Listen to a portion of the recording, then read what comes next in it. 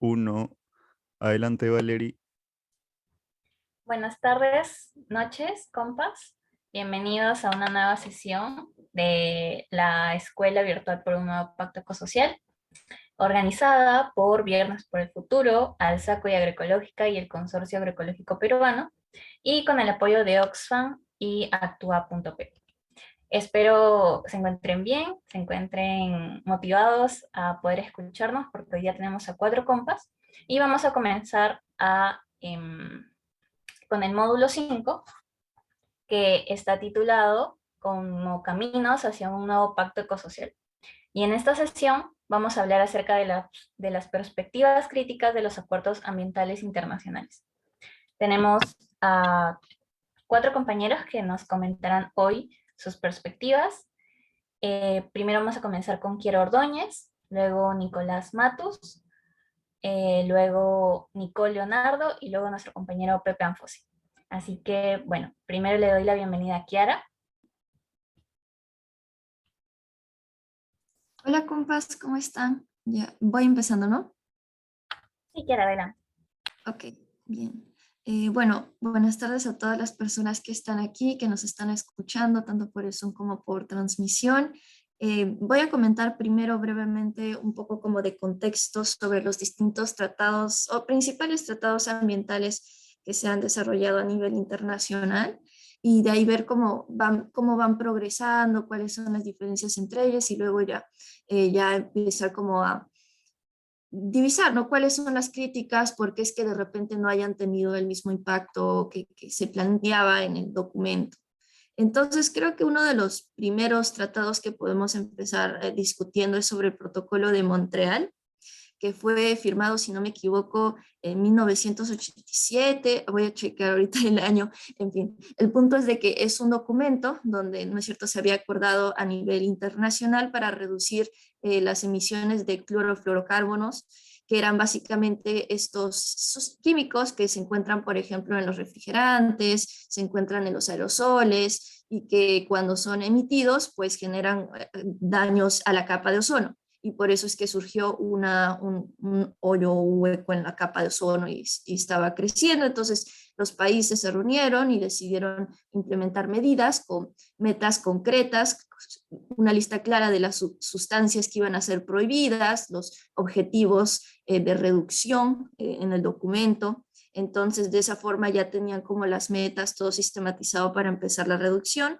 Y dado que los clorofluorocarbonos no son necesariamente algo presente en toda nuestra economía, en toda nuestra producción, entonces no hubo mayor complicación a la hora de reducirlo porque fue un tema más de ver cómo se reemplaza, ¿no?, con otros químicos.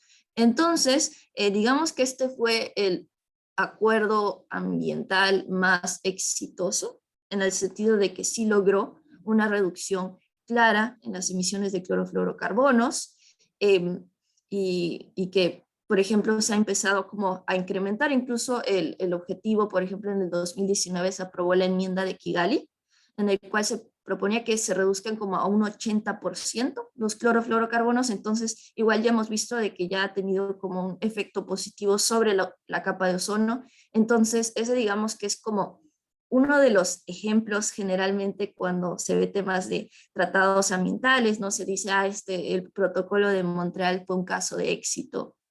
Pero claro, o sea, hay que tomar en consideración que fue por un tema bastante específico, o sea, era sobre una lista de sustancias que no era pues algo que esté presente en todos los productos que tenemos y pues no era tan difícil de reemplazarlo, no era un costo económico muy grande a la hora de buscar los reemplazos. Entonces, bueno, pero sí tuvo un efecto. Eso podemos decir sobre el protocolo de Montreal. Entonces, muchas veces lo que han hecho las personas que trabajan en este tema de las negociaciones de cambio climático es intentar encontrar como el protocolo de Montreal, pero para el cambio climático. Otra cosa que es importante considerar es que para el protocolo de Montreal también tuvo un impacto positivo en términos de emisiones de gases de efecto invernadero, porque pues los clorofluorocarbonos también son gases de efecto invernadero. Entonces eso como que también de alguna forma ayudó a reducir la cantidad de emisiones. Otra cosa es que el protocolo de Montreal es vinculante. No es como, por ejemplo, el Acuerdo de París que vamos a ver en un momento, que es simplemente poner objetivos que cada país se propone y de ahí pues no hay tanto como una verificación si es que los países lo están viendo o no. En cambio, acá sí había como objetivos claros, o bien como habían un mandato, ¿no?, de poder seguir con estos compromisos. Entonces, luego de eso podemos hablar sobre la creación de la Convención Marco de Cambio Climático de las Naciones Unidas, que fue en 1992. Ahí ya se empezó como a hablar ya sobre cambio climático per se empezó a introducir distintos principios, ¿no?, como la necesidad de adaptarse al cambio climático, sobre todo de mitigar, era el enfoque inicial.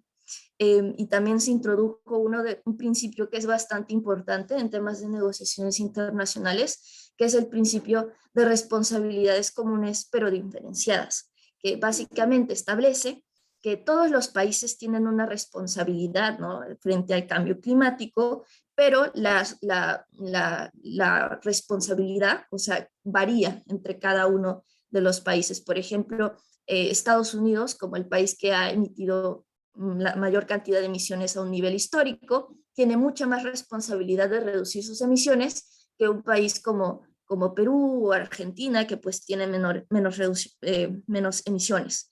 Entonces es ahí, ¿no?, como una especie de sentido de justicia, pero claro, o sea, el tema también con ese principio es que es bastante vago y muchas veces solo queda en el papel, o sea, como que lo incluyen en las cláusulas de preambulatorias y de ahí, pero en la práctica no se llega a aplicar, ¿no?, porque si se aplicaría, los niveles de reducción de emisiones serían muy distintos.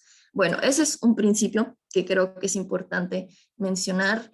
También otra cosa es que, bueno, más o menos estaba como la Convención de Cambio Climático estableció, ¿no?, todo el sistema que ahora nosotros conocemos como de las COP, y también el proceso que a la larga dio pie al protocolo de Kioto, también al Acuerdo de París.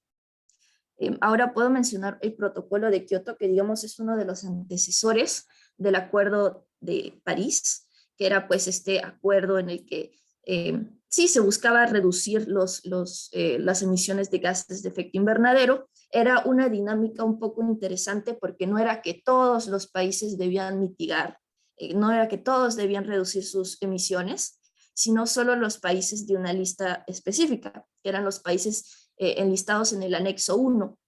Entonces los países del anexo 1 sí tenían una responsabilidad bajo el protocolo de Kioto de reducir sus emisiones, más o menos siguiendo eso que el principio de responsabilidades comunes pero diferenciadas. Entonces todos estos países tenían que reducir sus emisiones y todos los países que no estaban fuera de este anexo, que eran generalmente pues países del sur global, países que no tenían pues tantos recursos, que tampoco aportaban tanto en términos de emisiones, entonces ellos como que podían reducir, o sea, se les instaba a mitigar, a reducir sus emisiones, pero no era un tema obligatorio. Y sobre todo también había un enfoque más en adaptación. Entonces ahí había como una especie de enfoque distinto, ¿no?, al que ahora tenemos en el Acuerdo de París, donde sí hay una diferencia más clara entre la responsabilidad que tienen ciertos países para con el cambio climático, ¿no? Entonces, lo malo es que el protocolo de Kioto de por sí no funcionó. O sea, varios países, por ejemplo, Estados Unidos, Australia, no se unieron a este protocolo porque justamente es vinculante, ¿no? El Acuerdo de París no es vinculante, pero el protocolo de Kioto sí es vinculante en su mandato de reducir emisiones. Entonces, por eso es que no decidieron en Estados Unidos, en Canadá dijeron no, que no querían firmarlo, entonces eso también como que quitaba bastante peso al protocolo de Kioto, porque si Estados Unidos, como uno de los principales emisores a nivel mundial, no forma parte de este acuerdo, entonces como que pierde un poco de punto, ¿no? O sea, ya no tiene sentido tener un acuerdo así. Entonces, esa también fue una de las problemáticas con el protocolo de Kioto. Otra cosa fue que no planteaba como objetivos en términos de tiempo, cosa que el Acuerdo de París sí establece. pero bueno, es una diferencia que podemos ver en un ratito. Luego, creo que Nico va a ver el tema del acuerdo de Copenhague, entonces creo que puedo dejarlo ahí porque sí. Otra cosa que quería mencionar es que muchas veces estos acuerdos como el protocolo de Kioto, el acuerdo de Copenhague, lo que hacen es, por ejemplo, suavizar mucho el lenguaje. O sea, si ustedes leen el documento, mencionan como, en vez de decir, como, no sé, mandar o, no sé, solicitar, sino ponen cosas como instar, promover, o sea, palabras bien suaves que de alguna forma tienen un impacto a la hora en la que los países van a su política doméstica, van a sus cámaras legislativas y presentan el documento. Entonces, hay muchos países, ¿no?, que son muy cuidadosos en esos términos y siempre intentan como bajarle la intensidad de la implicancia de cada de esos términos, ¿no? Que sea más como una posibilidad, instar antes de obligar o que realmente transmita un mensaje de que este mandato, este punto es vinculante. Entonces, sí, pues podemos ver, estoy viendo, ok. Ya, ahora pasando un poquito al Acuerdo de París, podemos hacer una comparación entre el Acuerdo de París y Kioto. Entonces, el Acuerdo de París, como sabemos, fue firmado pues, y establece que los países tienen que producir las contribuciones nacionalmente determinadas, que es básicamente que cada país tiene que establecer sus propios objetivos en términos de reducción de gases de efecto invernadero. O sea, ya no es que los países de anexo 1, los países del norte global, solo ellos tienen que reducir sus emisiones, sino ahora todos los países tienen que reducir sus emisiones. Pero la diferencia clave es que la parte que no hay como objetivos ya puestos para los países, sino cada país tiene la potestad de decidir qué tanto quieran reducir según su propio análisis de sus capacidades. Entonces, el protocolo de Kioto en ese sentido sí era vinculante, por eso es que no lo querían ratificar en países como Estados Unidos. Por otro lado, el Acuerdo de París es, digamos, mucho más suave, porque simplemente le pide a los países, no, ustedes hagan sus objetivos, y eso es literalmente el único requisito para el Acuerdo de París, ¿no? Presentar la documentación sobre las contribuciones nacionalmente determinadas, hacer el inventario de gases de efecto invernadero, que es básicamente no decir de dónde vienen los gases de efecto invernadero, cuáles son las fuentes, cuánto es. Entonces eso se tiene que reportar ante la Convención Marco de Cambio Climático, pero como digo, es un tema más de que el Acuerdo de París realmente es solo pura documentación. O sea, lo único obligatorio del Acuerdo de París es entregar tu reporte. Puede estar bien o puede estar mal, nadie lo va a revisar. A veces creo que hacen como monitoreo, pero de verdad que no es algo realmente significativo. Simplemente entregas los documentos, entregas tus contribuciones nacionalmente determinadas, y si no las cumples, no te van a hacer nada, no va a haber ninguna sanción ni nada por el estilo, cosa que no era el caso del protocolo de Kioto, porque eso sí era como vinculante, no era como que todos los países que eran parte de ese acuerdo tenían la obligación legal de reducir sus emisiones, y bueno, en el Acuerdo de París es solo entregar documentos, entonces eso también como que nos pone un poco de perspectiva. Y bueno, también otra cosa que podemos criticar del Acuerdo de París es que si bien conserva el tema del principio de responsabilidades comunes pero diferenciadas, ahora que ya no menciona tan claramente como los países, como en un anexo, como hizo el protocolo de Kioto, entonces eso también da pie a que hayan países, por ejemplo, como Estados Unidos, como no sé, que empiezan a apuntar a los demás países, a países en vías de desarrollo, como no sé, China, como India, que pues están incrementando sus emisiones. Entonces dicen, no, si ellos no reducen sus emisiones, ¿por qué nosotros como país vamos a reducirlas, ¿no? Entonces eso también genera que ya no haya tanta claridad sobre este principio de por sí, ¿no? Entonces, eso puedo mencionar el Acuerdo de París, como hemos visto, genera, ¿no?, estos objetivos que sea, por ejemplo, el objetivo ideal establecido por el Acuerdo de París es que las emisiones o el calentamiento global comparado con los niveles preindustriales no supere el 1.5 grado, los 1.5 grados centígrados.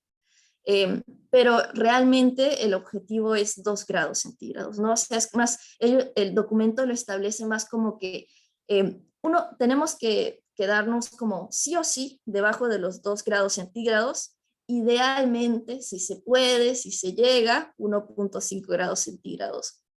Pero entre 1.5 grados centígrados y 2 grados centígrados hay muchísima diferencia. Y esto es algo que, por ejemplo, los países como los pequeños estados insulares recalcan bastante, porque el 1.5 grados centígrados como que puede que haya una esperanza de que sus países sigan a flote, no se van a hundir, pero 2 grados centígrados ya es como la catástrofe para estos pequeños estados insulares. Entonces hay una diferencia clara y lamentablemente los países establecen más sus metas concretas en base a la meta de 2 grados centígrados y no la de 1.5 grados centígrados. Eso está más como para el flor. Entonces, eso es más o menos lo que podríamos decir que hace el Acuerdo de París. Y otra cosa es que también tiene como este mecanismo de repetición en el que cada 5 años los países se supone que tienen que revisar sus contribuciones nacionalmente determinadas y de ahí tienen como que actualizarlas, ¿no? Tienen que aumentar la ambición de sus metas y así como ir reduciendo las emisiones a nivel global. Pero como pueden ver, es un acuerdo muy suave, o sea, realmente no manda a los países a hacer nada más que presentar documentación. Pueden incluso presentar documentación falsa y nadie les va a decir nada. Pueden no aplicar sus medidas y tampoco va a haber como consecuencias en su contra. Entonces, el Acuerdo de París es de por sí, pues, como no es vinculante en ningún sentido más allá de la documentación, es como que no podemos decir que esto, y creo que ya lo hemos visto claramente, ¿no? Que según el Acuerdo de París, o si lo vemos desde el lado científico, si queremos mantenernos en los objetivos, ¿no?, del Acuerdo de París, tendríamos que reducir las emisiones en 40% hacia el 2030 y claramente no estamos en ese camino. Entonces, creo que eso también nos demuestra un poco acerca de cómo estos documentos generalmente no están hechos para ser vinculantes, sino están hechos para ser aprobados, ¿no? O sea, están hechos para que los países vayan a su cámara legislativa y que los aprueben, lo discutan, pero no es que realmente sean fuertes en temas de reducción, porque como vemos, ¿no?, el protocolo de Kioto no fue aprobado por Estados Unidos, no fue aprobado por Australia. Bueno, eso fue una de las razones por las que se cayó. Y bueno, entonces estos acuerdos son más como planteados de tal forma que haya algo, más que haya algo realmente significativo, ¿no? Entonces creo que eso es importante recordar, que estos acuerdos realmente no son vinculantes en cuanto a reducciones y creo que eso ya lo estamos viendo, o sea, si comparamos las contribuciones nacionalmente determinadas de cada país con lo que realmente deberían estar disminuyendo, pues hay una gran diferencia entre estos dos niveles. Y bueno, a grandes rasgos, yo puedo decir como sobre temas de negociaciones internacionales, sobre tratados internacionales, es que, bueno, desde mi perspectiva, yo no creo que ese sea el campo en el cual realmente se pueda hacer una diferencia o donde se va realmente a iniciar cambios radicales. O sea, no hay forma de que se inicien en este campo, porque como menciono, todos estos artículos, todo lo que se produce a nivel internacional, tiene que pasar por un proceso de debate que inevitablemente lleva a que todos los mensajes que puedas llevar a estos espacios van a terminar sumamente suavizados, no van a ser vinculantes. Entonces es básicamente inútil pensar que una persona va a ir a la COP y va a ir a cambiar el mundo, porque así no funcionan las cosas, ¿no? Yo más o menos lo interpreto en el sentido de que me parece que la COP es más como un reflejo de lo que ya está pasando en el mundo, de que un verdadero espacio en el cual se pueden cambiar las cosas, porque los países no van a la COP tanto como para cambiar sus perspectivas, sino van más para presentar lo que ya están haciendo. Entonces es un poco, no sé, inútil pensar de que haya que en todo este año los países no han hecho nada significativo en términos de reducción de emisiones, pero en la COP va a salir algo milagroso que de alguna forma nos va a poner en camino a reducir nuestras emisiones. Entonces, eso creo que no pasa simplemente porque esto es simplemente un reflejo de lo que ya hay, de lo que ya está pasando a nivel interno de los países. Y también sobre lo que pasa como a nivel internacional, ¿no? Cómo funciona digamos, no sé, ecosistema de países en relaciones internacionales, por ejemplo. El tema también es de que muchas de estas entidades solo existen porque los países más ricos han permitido que existan, han promovido a veces su existencia, pero obviamente no van a permitir espacios que desafíen su poder, que los obliguen, que los mantengan como realmente, que realmente desafíen su poder y sus malas acciones, ¿no? Siempre van a aceptar espacios sobre los que ellos puedan controlar. Creo que un ejemplo que a mí me gusta, bueno, en el que me gusta pensar es como el Consejo de Seguridad de las Naciones Unidas, que es, ¿no es cierto?, esta entidad en la que están como 15 países, en las cuales deciden sobre temas de seguridad, sobre guerras, terrorismo, etc. Entonces, en ese Consejo de Seguridad hay 5 países en particular que tienen un poder especial, que es el poder del veto. Está ahí Estados Unidos, Reino Unido, Francia, Rusia, China. Estos 5 países tienen ese poder del veto, que básicamente implica que si el Consejo de Seguridad elabora una resolución, cualquiera de estos 5 países, si lo veta, no va. O sea, no importa que todos estén de acuerdo, si uno de estos 5 países está en contra, no pasa.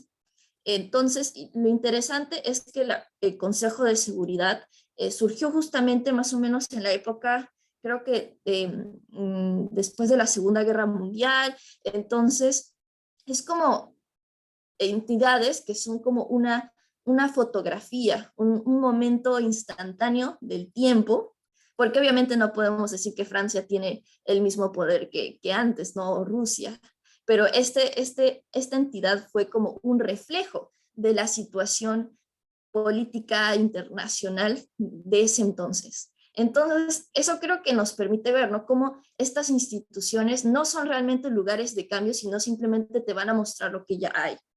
Y más bien, bueno, yo tuve la oportunidad de participar ¿cómo se llama? La cumbre de clima, que en el 2019, y creo que también entendí estos problemas como a mayor profundidad, porque, o sea, uno va a esos eventos y uno entiende cómo, bueno, mi perspectiva, el nivel de banalidad que se maneja, en cómo los políticos que van ahí realmente no muestran interés sobre lo que se está discutiendo, simplemente van ahí como para hacer acto de presencia, dan discursos sumamente generales, sumamente básicos, en los cuales intentan vender que sí están haciendo algo frente al cambio climático, pero no hay realmente una discusión sobre cómo aumentamos esa emisión. Simplemente es un espacio donde dicen, ya sí, nosotros estamos haciendo grandes cosas por el cambio climático, por temas ambientales, y están como, no sé, dándose palmaditas en la espalda. Entonces, yo creo que esos espacios, o sea, si alguna vez tienen una oportunidad de estar ahí, realmente te quitan un poco de esperanza. Bueno, no, sí te quitan esperanza, pero claro, es importante recordar, o sea, si vas ahí y dices, acá es donde va a ocurrir la acción, acá es donde se va a resolver la crisis climática y ambiental, pues definitivamente vas a quedar como descorazonado, porque va a ser como que acá no se está haciendo ningún cambio. Es por eso importante recordar que estos espacios no es el lugar donde se hace el cambio. El lugar donde se hace el cambio es desde la ciudadanía, a un nivel, diría, mucho más local, regional, nacional, donde realmente se puede como generar una incidencia directa, una incidencia política sobre las autoridades, se puede hacer como también otras formas de organización política que no necesariamente pasen por el Estado. Entonces, son esas formas que ya son más de base, que son más territoriales, que realmente tienen un impacto concreto en los temas ambientales. En cambio, temas como todo lo que se discute en estas conferencias, en estos espacios internacionales, muchas veces es abstracto y no está hecho, como digo, para hacer un cambio. Entonces, creo que es importante, ¿no? Recordar que esos espacios, o sea, ya tenemos todos estos tratados, sí pueden servir, o sea, sí son instrumentos que se pueden como alzar a la hora de que hablamos, no sé, con autoridades o cosas que se pueden analizar a la hora de entender qué es lo que está haciendo nuestro gobierno frente al cambio climático, a temas ambientales, pero es importante recordar que eso no es lo que va a generar un cambio, ¿no? Ese no es el espacio. Y bueno, ese creo que es el mensaje que quería dejar sobre todo.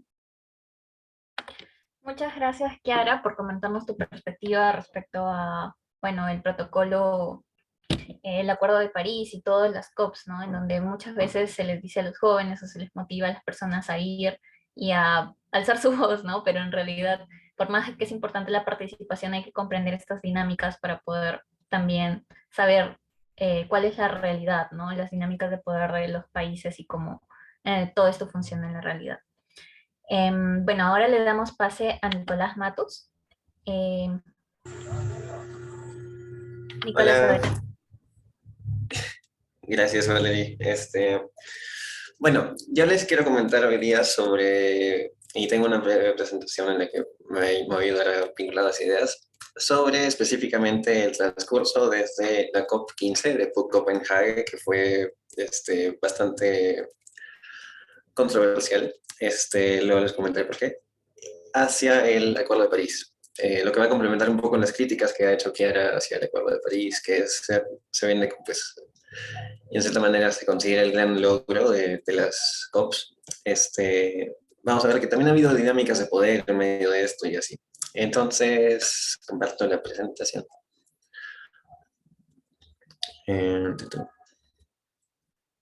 Ya. A ver, comenzamos con la COP de Copenhague.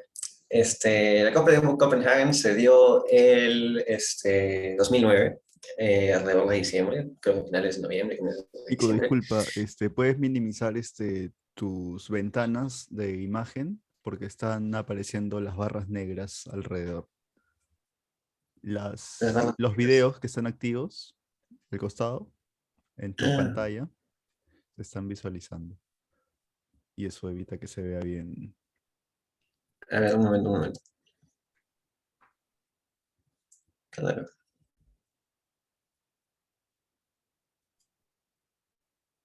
Ahí se ve mejor. Sí, mejor, gracias.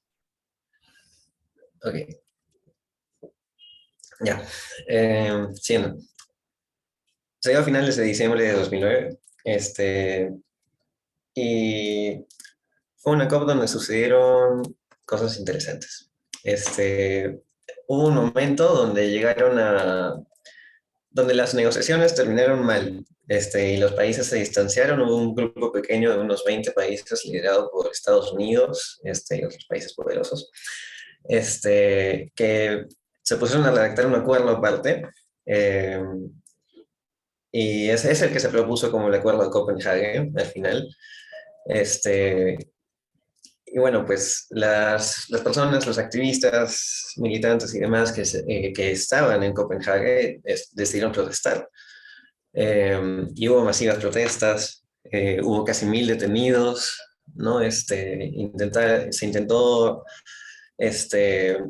lograr mayor diálogo entre los líderes internacionales y así.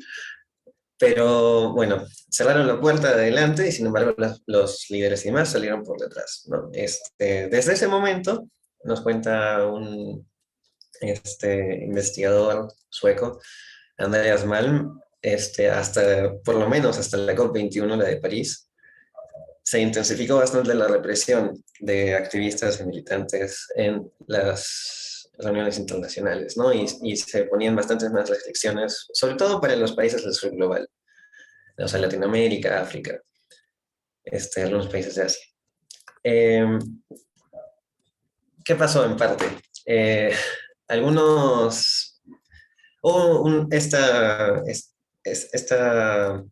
enorme discusión, sobre todo entre países ricos y países pobres, el norte global y el sur global, en la que se acusaban mutuamente, ¿no? Los países del sur global reclamaban más temas como la deuda climática, no querían que los países del norte efectivamente se comprometan a más por lo que decía que era, ¿no? Que históricamente son quienes más han contribuido a las emisiones y estas cosas.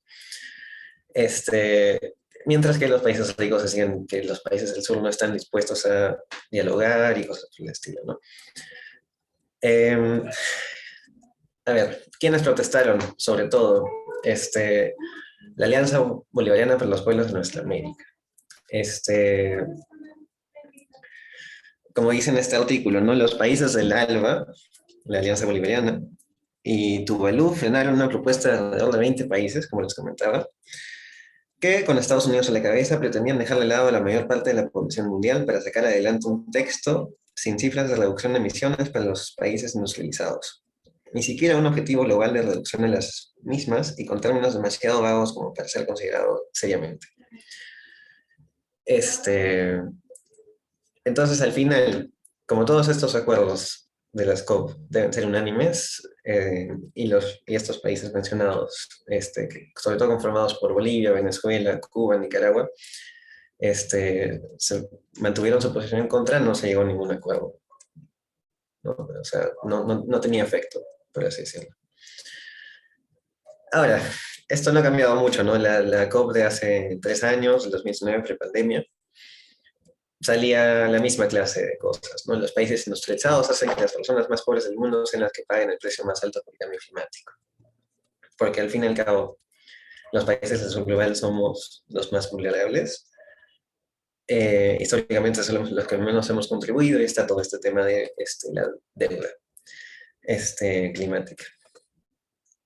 De la cual quiero comentar un poco más. ¿Qué pasó después de Copenhague? Esto fue más o menos los mismos días en que terminaba Copenhague, que hubo creo que la primera cumbre una cumbre importante de la Alianza Bolivariana, de la que después, con algunos diálogos por ahí, dio origen a la primera Conferencia Mundial de los Pueblos sobre el Cambio Climático y los Derechos de la Madre Tierra, la CMPCC. Esta fue liderada por los países del ALBA, y tenía propuestas bastante críticas. Por ejemplo, el tema de que ahora hablamos fácilmente, ¿no? De deuda climática o deuda ecológica, se propuso sobre todo desde el documento que salió de estas conferencias. Se hablaban de varios otros conceptos, ¿no? La necesidad de los derechos de la naturaleza, el tema de la soberanía alimentaria, entre varias otras cosas, ¿no? Era una crítica más sistémica, ¿no? Desde las naciones convocadas en esta conferencia se hacía una crítica anticapitalista, ¿no? Se decía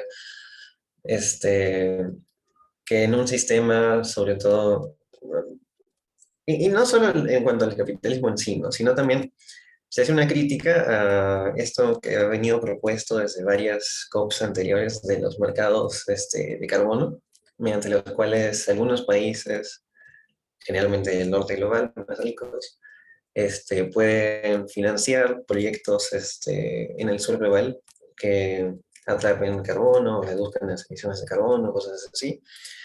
Y esto les da derecho de emitir más a ellos, a los países del norte global.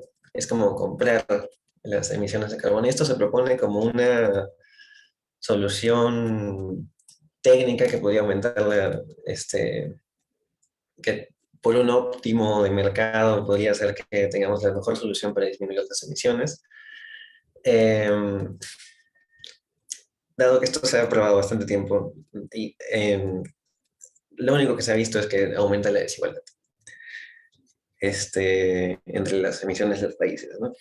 Bueno, entre otras cosas también hablaba de la importancia de los pueblos indígenas, hablaba de los migrantes climáticos y varias otras cosas. Esta conferencia fue un espacio bien crítico de estos acuerdos internacionales multilaterales dirigidos, bueno, que de alguna forma parten desde la ONU, ¿no? ¿Qué pasó con esta conferencia? Tengo entendido que hubo una segunda, este, y de hecho esta tenía una página web, la he buscado para buscar un poco más de información y esto. La página web ya no existe. Y bueno, en fin, el movimiento perdió algo de fuerza y con los años, con las siguientes COP, hasta COP 21 del 2015, fue un momento donde en la narrativa más o menos estándar, digámosle, todos los países llegan a un acuerdo unánime, ¿no? Y como que todos están felices porque como decía Kiara, no es vinculante, ¿no? Y se acuerda que cada 5 años, ahora es cada 3, pero primero era cada 5, se iba a reportar qué tanto estamos mejorando, ¿no? En el paso de reducir nuestras emisiones de carbono y en el tema de no superar el aumento de temperatura de los 1,5, bueno, realmente los 2 grados.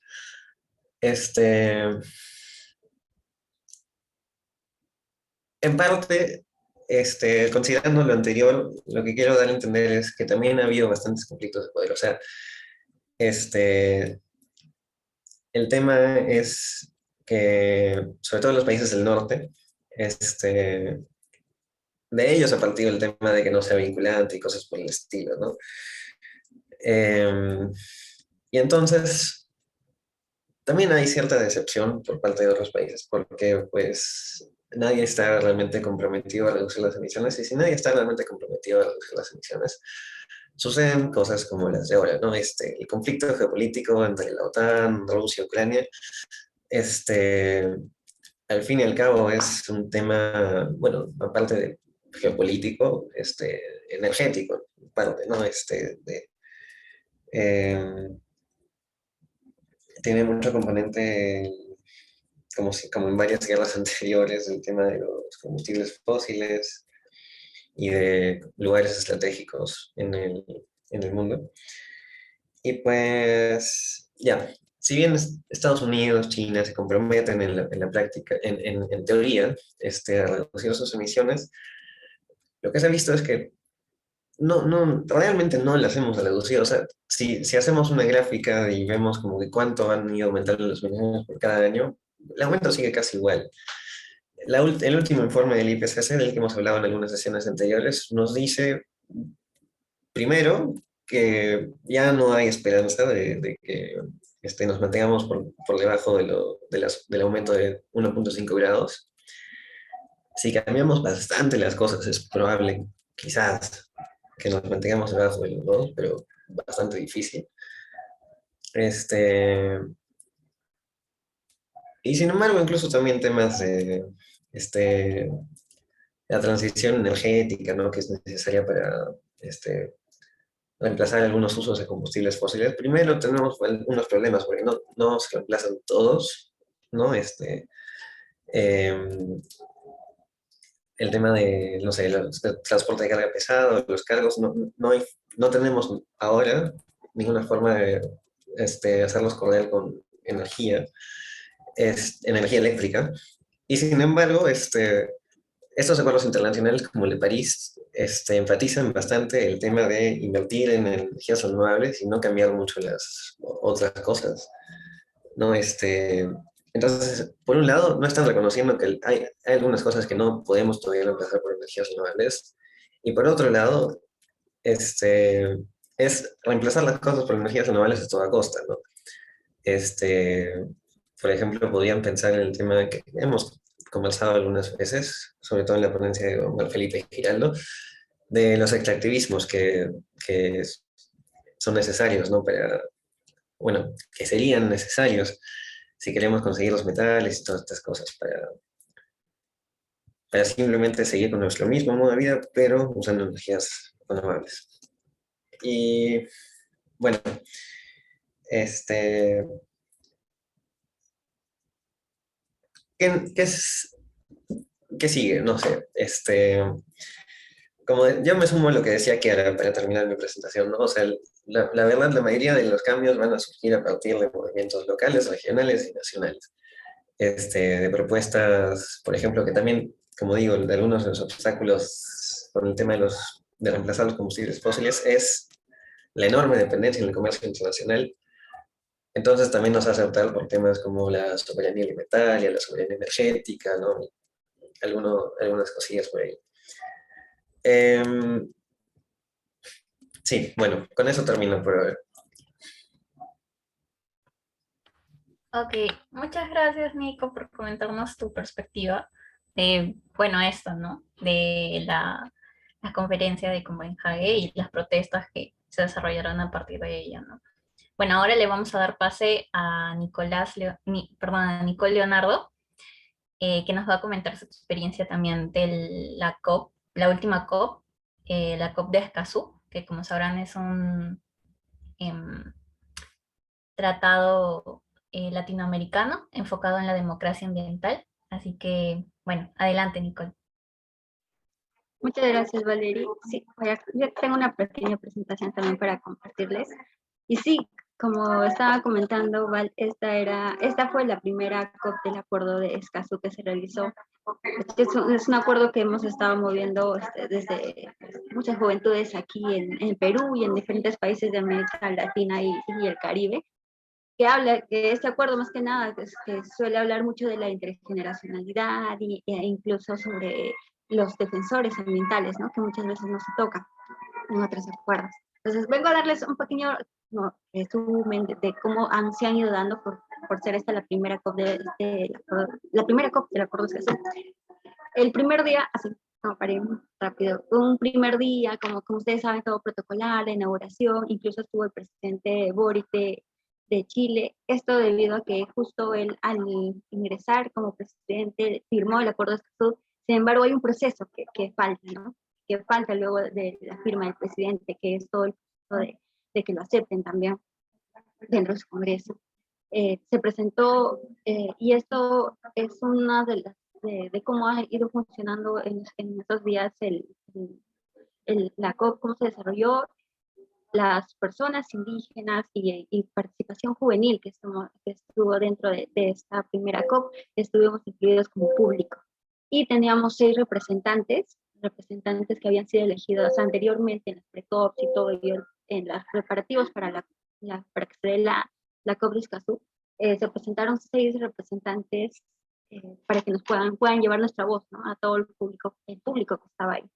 Andrea Sangüesa es una de con las que estuvimos más en contacto las juventudes, por eso ahorita le estoy recalcando. Sin embargo, hubieron los seis representantes del público que se presentaron. Y como ustedes saben, las palabras de los países que se presentaron, e incluso presentaron las palabras de los países signatarios y ratificantes. Los 12 países que habían ratificado estuvieron ahí y también fueron invitados los países signatarios, dentro de lo que estaba Perú. Así que nuestro representante dio más palabras.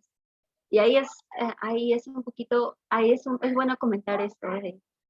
Si bien nuestro representante dio sus avances de todo lo que vienen haciendo, el representante del MINAM, que no me acuerdo el nombre, que dio los avances que vienen realizando desde Perú para seguir trabajando en todo este tema, pues no remarcó nunca la importancia del Acuerdo de Escazú y, por ejemplo, no mencionó el tema de los defensores ambientales.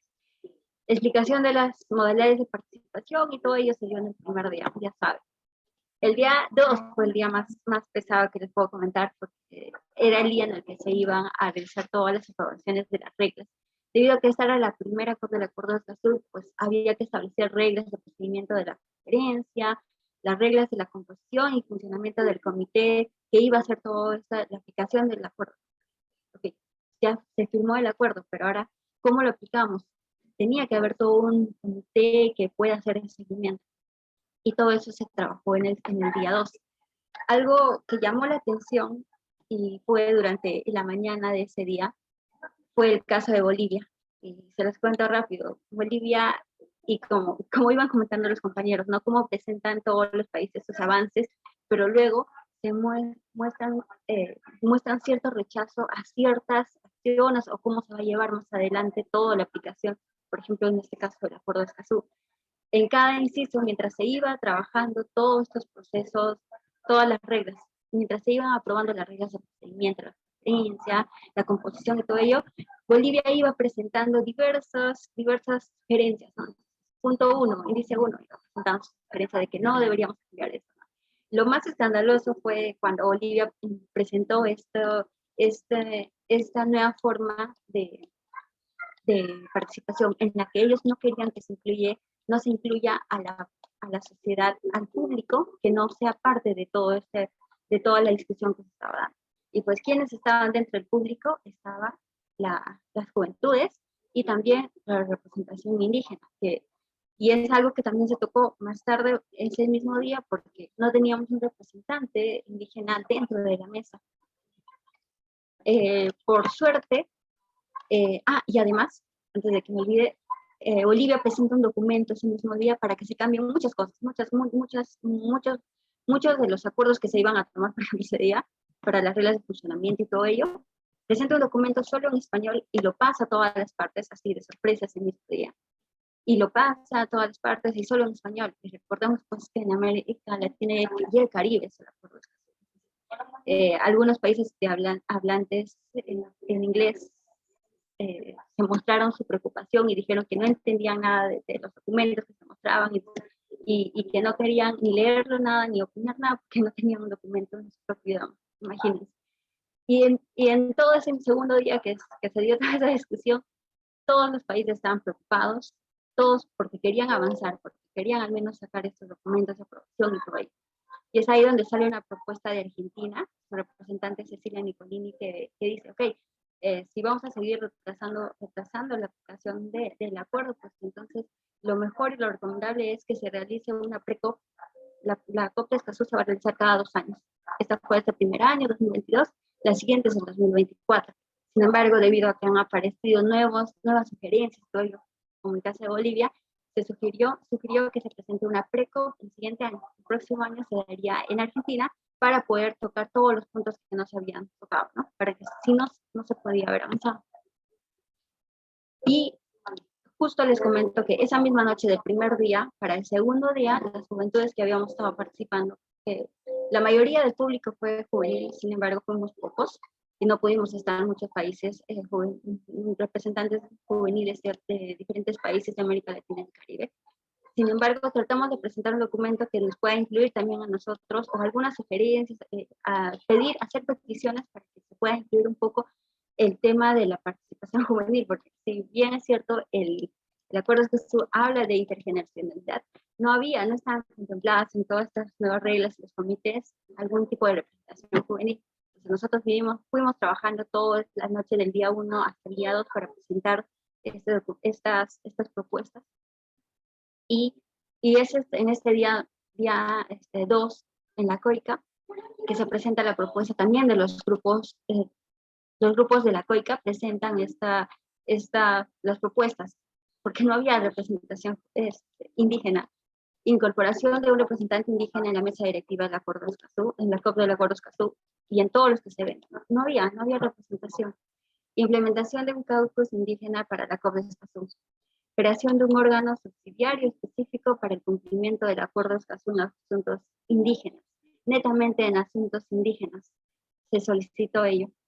Una incorporación de un representante indígena en la mesa directiva del Comité de Apoyo a la aplicación y el cumplimiento del Acuerdo de Escazú. Una aprobación de un plan de trabajo sobre los mecanismos a desarrollar para promover que la implementación del Acuerdo de Escazú se realice a favor de los derechos de los pueblos indígenas. Y esto pasa porque es en esta primera COP en la que se estaba delimitando todo, ¿no? Todo lo que se iba a venir más adelante. Por ello, todos los grupos trataron de que se incluya las agendas y que se pueda tocar todo esto. Y no solamente se diga que lo vamos a realizar, sino que este procedimiento, este mecanismo, logre realmente trabajar algo, ¿no? Bien. Finalmente ya el día 3, ya este es el día 3, ya nos alargó el procedimiento del día 2, el día 3 ya se se aprueba la creación de un grupo de trabajo ad hoc de composición abierta sobre defensores y defensoras de los derechos humanos, ya dentro de la... ¿Qué va a pasar? Va a haber un grupo de trabajo que va a trabajar todo ese tema específicamente en defensores y defensoras de derechos humanos. Esto va a ser ellos van a elaborar un plan de acción en materia para presentarlo en la siguiente COP en 2024. Pero bueno, lo bueno es que se logró este avance de parte del grupo de la red. Además, bueno, acá hay, anoté, no sé si logra ver, pues falta esto de ver, ¿no? Cómo se va a dar todo esto del proceso de la financiación y todo ello. Hay que estar ahí detrás presionando. Algo que se presentó también el día 3, en el día 2, ustedes van a los resúmenes, en el día 2 tratamos de presentar estas propuestas sobre intergeneracionalidad y todo ello. Sin embargo, debido a todas las discusiones como que se presentaron, como la de Bolivia y otros factores, pues se pasó para el día 3 nuestra intervención. Y lo que solicitamos es que en la implementación del Acuerdo de Escazú se hable de solidaridad intergeneracional. Eso quiere decir que también ciertos fondos que van a enviar los países para la aplicación del Acuerdo de Escazú se destinen también a temas, a las juventudes, ¿no? A un grupo juvenil o se vea la forma de que se pueda aplicar y que las juventudes también pongan su agenda dentro de estos espacios. Se solicita que la creación de un mecanismo de participación reconocido por las Naciones Unidas que pueda promover la participación de las juventudes, que las juventudes estemos ahí. También habíamos solicitado que al menos si no nosotros podamos competir con este grupo de expertos que iba a estar en todo este mecanismo de fiscalización y seguimiento de la aplicación del Acuerdo de Escazú, que nosotros los jóvenes podamos competir con ellos, con este grupo de expertos y bueno, que se nos dé la posibilidad al menos de competir con ellos para ver si podría estar un grupo joven. Esos fueron los 3 días del acuerdo, de la primera COP del Acuerdo de Escazú. Algunas cosas que sí me gustaría mencionar es la poca participación juvenil que hubo en ese espacio. Entiendo también que es como que la primera COP, y yo sé, y también tengo entendido de cómo se manejan otras COP, cómo los avances, pues ahí se presentan, ¿no? Solo los avances de los países y todo ello, ¿no? Pero al ser esta la primera COP en la que se iban a marcar ciertas pautas de cómo se iba a implementar el Acuerdo de Escazú, nos pareció importante y necesario que se ponga en agenda todos los temas, ¿no?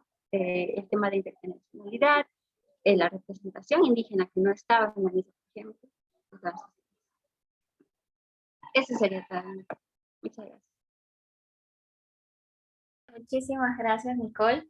Verdad, muy importante tu aporte, bueno, a este panel.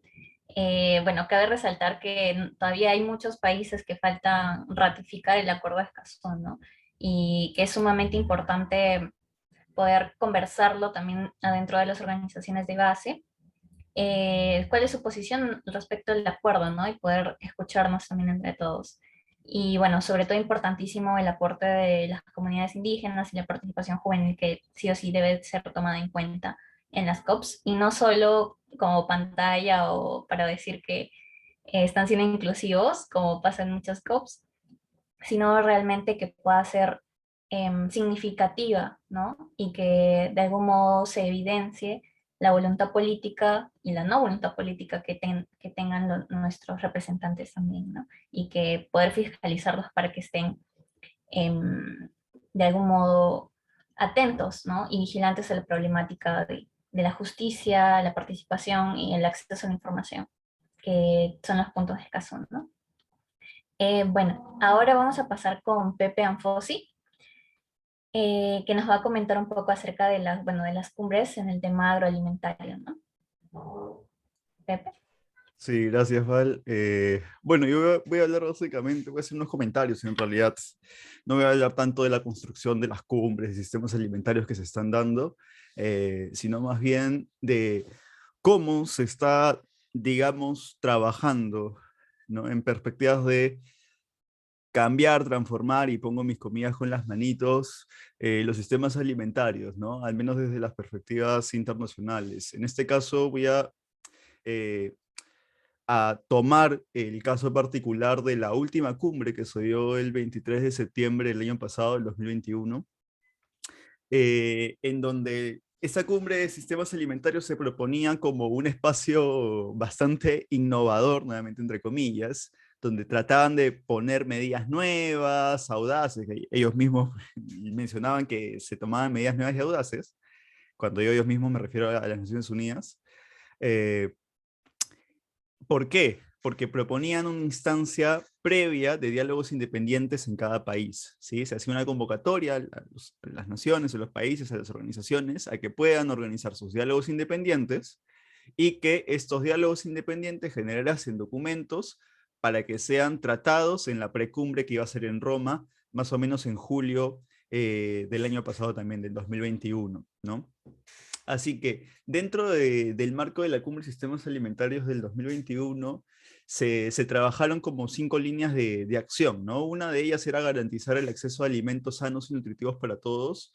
La segunda era adoptar modalidades de consumo sostenibles. La tercera, impulsar una producción favorable a la naturaleza. La cuarta, promover medios de vida equitativos. Y la quinta era crear resiliencia ante las vulnerabilidades, las conmociones y las tensiones. Esos eran los 5 puntos que planteaba las Naciones Unidas para trabajar como ejes temáticos de acción.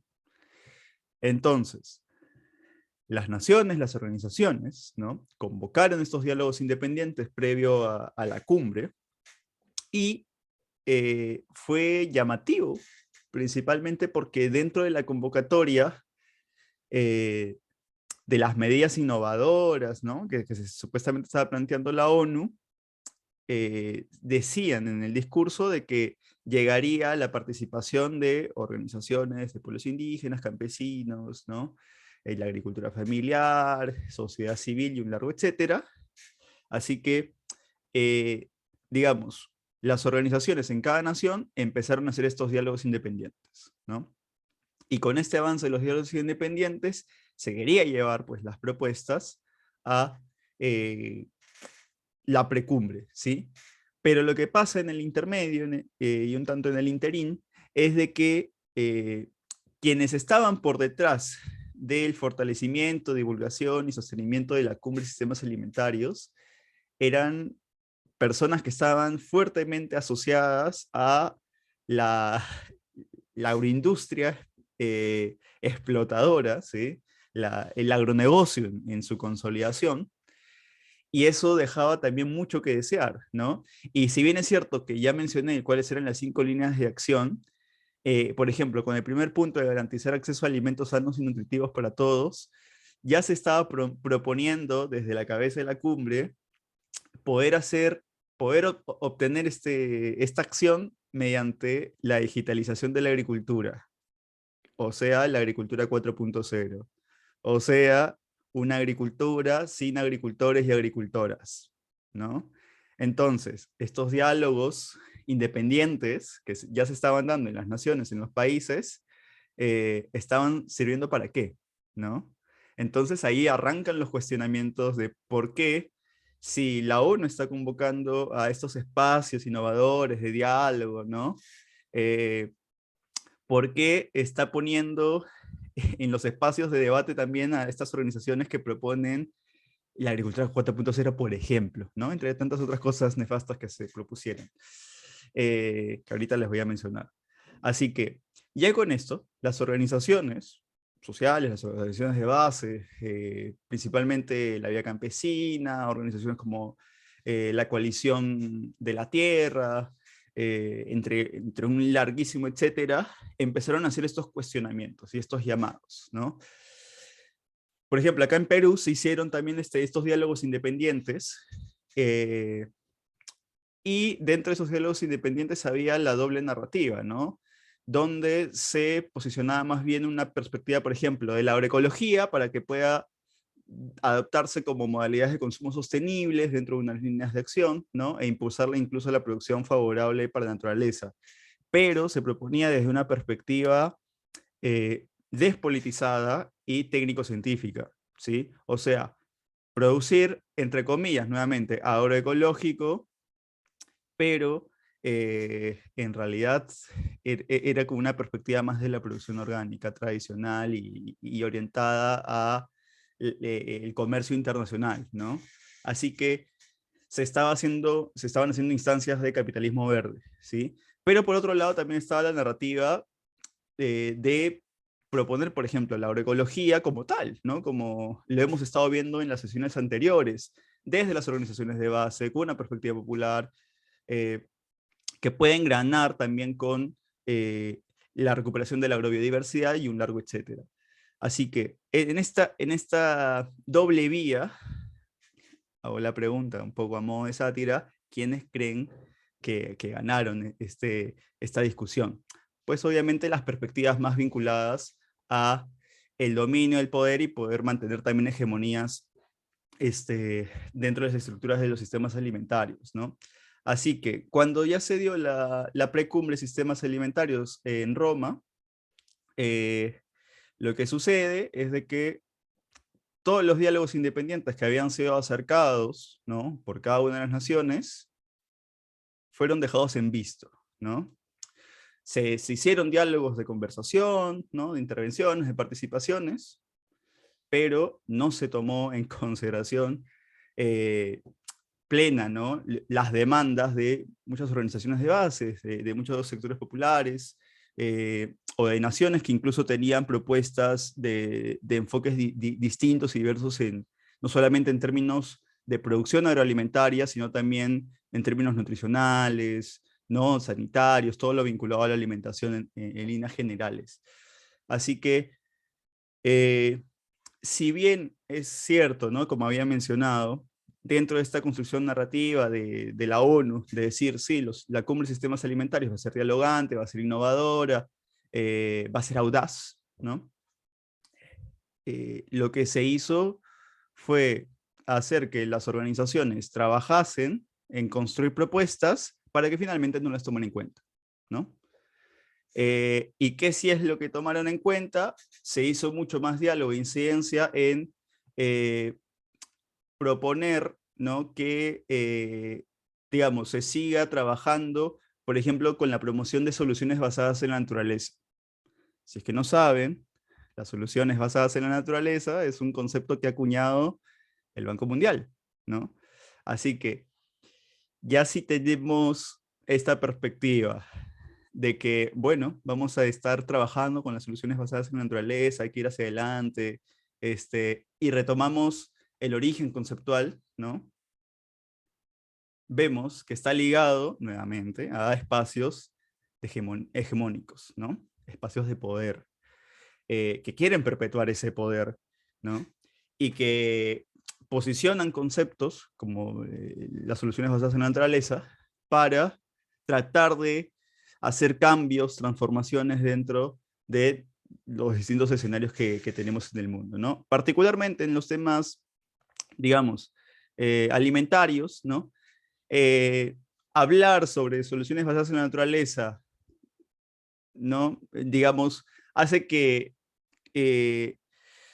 se perpetúe también toda esta lógica institucionalista, conservadora, ¿no?, pero que además tiene un impulso más bien conservacionista que no permite, digamos, generar diálogos potentes, ¿no?, como lo veíamos, por ejemplo, con Omar en la sesión de pensamiento ambiental latinoamericano, y se enfoca más bien, por ejemplo, en la obtención de bonos de carbono, servicios ambientales, la utilización de la naturaleza con fines de monetizarlos, ¿no? O sea, la monetarización de la naturaleza misma. Así que no hay una consideración plena, ¿no?, de la importancia que hay por detrás, ¿no?, de los pueblos, las culturas, los bosques y los pueblos ligados al bosque, la existencia, por ejemplo, en distintos territorios amazónicos que conectan los modelos agroforestales, ¿no?,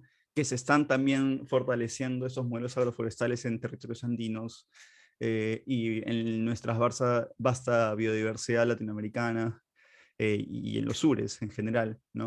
Pero al mismo tiempo también era como esta cumbre de sistemas alimentarios insistía mucho en la digitalización, ¿no? Y esa digitalización, incluso me acuerdo que ponían mucho el ejemplo de Amazon, ¿no?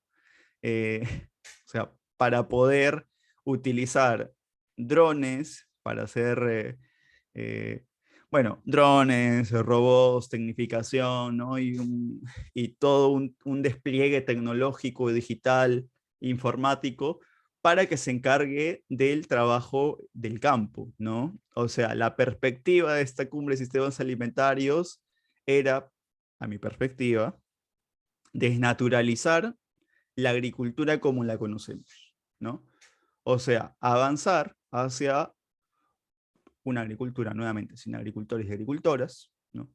Dejar de lado los avances propuestos por las organizaciones de base, que incluso también tienen su declaración de derechos campesinos, ¿no? Que por ahí leía, ¿no? Pueden haber elementos que se cuestionen, pero digamos es un avance dialogante de varios elementos, ¿no? Pero otro elemento también que me parece como para destacar y mencionar, ¿no? De que como no se tomó en cuenta los diálogos independientes, habiendo convocado diálogos independientes y habiendo planteado de que iba a ser una cumbre innovadora que finalmente para mí pisoteó todo lo construido desde las naciones, es ahí donde vemos también cómo hace fuerza, ¿no? Todo el poder de los grupos capitalistas, hegemónicos, hacia transformar los sistemas agroalimentarios. Inclusive, ya desde hace algunos años, las Naciones Unidas tienen su propio postulado de principios de la agroecología, ¿no? Lo que le conocemos como cooptación de la agroecología desde espacios que proponemos una agroecología, digamos, más vinculada al campesinado, ¿no? Una agroecología más politizada, más crítica. Pero los postulados de la agroecología que tiene, por ejemplo, la FAO, la Organización de las Naciones Unidas para la Alimentación y la Agricultura, están basadas en 10 principios, que son 10 principios bastante superficiales, ¿no? Y que incluso permite esta convivencia con poder orientar a una agroecología hacia un modelo de capitalismo verde, ¿sí? Y que puede permitir incluso a las naciones interesadas o las industrias transnacionales interesadas en poder hacer una especie de lavado verde, ¿no? El famoso greenwashing en inglés. Y con este lavado verde, pues empezar a caretear el estilo de cómo se produce, ¿no? Pero nuevamente desnaturalizando también la agricultura. Así que justamente en la misma cumbre también aparecía el tema de la agroecología, ¿no? Pero aparecía con un enfoque bastante tecnológico. O sea, dentro de, nuevamente, ¿no? La perspectiva de la agricultura regenerativa, incluida con la digitalización, ¿no? Una perspectiva que no cuadra con lo ya trabajado por distintas organizaciones de base que promueven la agroecología, o por ejemplo la Vía Campesina, el movimiento agroecológico latinoamericano, el MAELA, ¿no? Así que generó disonancia entre lo que se propuso en los diálogos internos, ¿no? Y lo finalmente trabajado en la cumbre de sistemas alimentarios. Así que ya de por sí mi perspectiva es un planteamiento netamente crítico a lo que se hace en estas instancias internacionales, como la cumbre de sistemas alimentarios del 2021, que se hizo en Nueva York, la precumbre fue en Roma, la cumbre en Nueva York, el 23 de septiembre. Y también me parece que lo que podríamos rescatar desde las organizaciones de base, desde, digamos, la unión de organizaciones, personas independientes, la sociedad civil, que estamos preocupadas por la temática agroalimentaria, nutricional, es poder retomar estos diálogos independientes, ¿no? Y generar la incidencia política para proponerlo a los decisores, las decisoras que construyen políticas públicas en nuestros países, ¿no? Con ello se recupera un poco también el sentido independiente, ¿no? Y no estar solamente generando o estar alineado con las pautas globales, ¿no? En las transnacionales, pero también de la ONU, ¿no?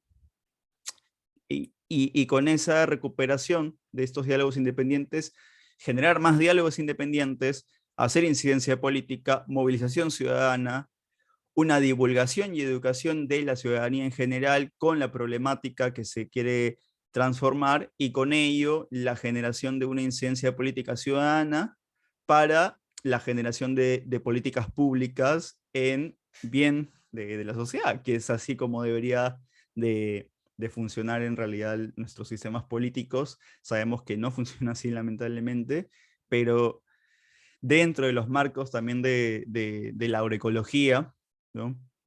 Esta frase de la vida campesina de globalicemos la lucha, globalicemos la esperanza, nos debería de siempre tener en esta instancia, ¿no? De que no perdamos la esperanza de la posibilidad de cambiar las políticas públicas, quizás no desde una perspectiva de las cumbres internacionales, ¿no? Que ya, como les he contado, tienen otros fines, ¿no? Buscan transformar y desnaturalizar la agricultura, a mi perspectiva, sino más bien desde las organizaciones ciudadanas, desde, digamos, la unión, ¿no? De los pueblos, poder buscar esta transformación en nuestra sociedad, ¿no? Pero toda la transformación también va de la mano de el alcance de información. Así que también es pluralizar desde nuestros espacios modelos educativos, ¿no? Transformadores, emancipatorios, que permitan generar reflexiones, ¿no? Desde las bases, desde los pueblos, desde los barrios, desde los distintos territorios.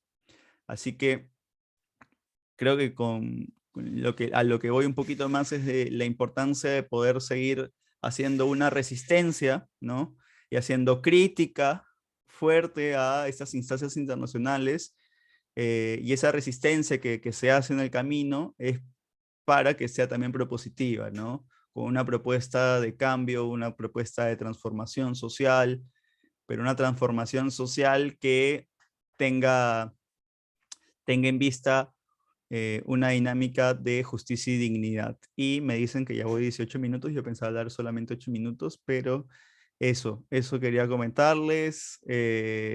No confiemos en los organismos internacionales, sino más bien tratemos de unirnos desde los pueblos, de las organizaciones de base, de nuestros territorios, para generar estos diálogos, proponer estos pactos como el que estamos trabajando acá en Perú como un pacto ecosocial, construir agenda, ¿no? Desde nuestras organizaciones, que es fundamental, tener una agenda clara para que podamos hacer una incidencia política transformadora de la justicia y dignidad.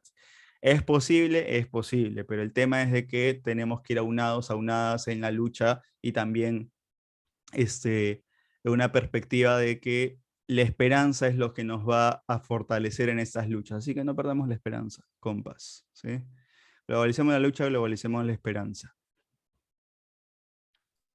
Muchas gracias, Pepe. Así es, al final la organización de las bases es lo que queda pendiente, ¿no? Precisamente se ha realizado esta escuela con la función de poder compartir la perspectiva que nosotros tenemos en el Pacto Ecosocial y las demandas que también se alinean a lo largo de Latinoamérica, ¿no? Y también poder aprender de sus propios países cómo es que se organizan, qué demandas tienen y poder escuchar de primera mano sus experiencias, ¿no? Bueno, ahora vamos a pasar a la sección de preguntas, así que invito a Nicolás y a Kiara.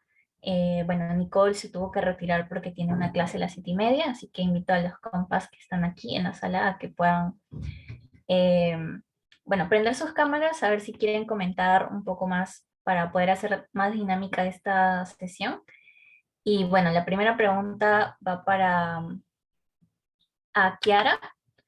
Eh, Kiara, ¿estás aquí?